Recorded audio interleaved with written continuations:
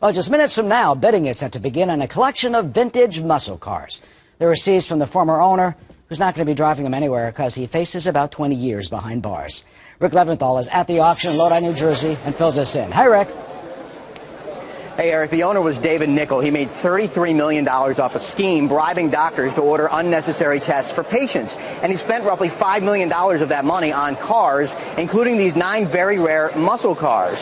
So now you have roughly 150 bidders in the room. You got dozens more online, prepared to spend hundreds of thousands of dollars on these vehicles, including, excuse me, sir, this very rare 1967 Shelby GT500 Ford Mustang. That could be one of the best bargains in the room, according to federal marshals, who say they've held plenty of auctions, but never one quite like this.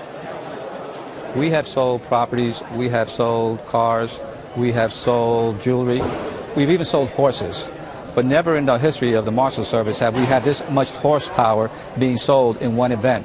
3,702 horsepowers combined in the 9 cars.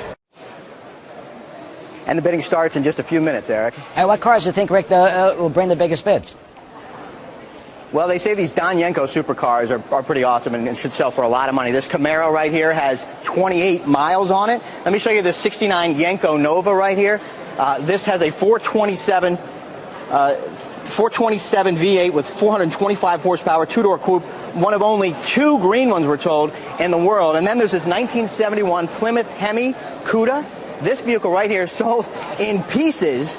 It is mid-restoration, but sold as is, could bring $500,000 to $600,000. A lot of people come to the auctions because they think they're going to get a bargain. And, you know, some auctions they do and some auctions they don't. But in this particular one, I think it's going to be tough. I think there's a lot of interest. Just so you know, the feds aren't keeping the money. It goes to a victim's compensation fund.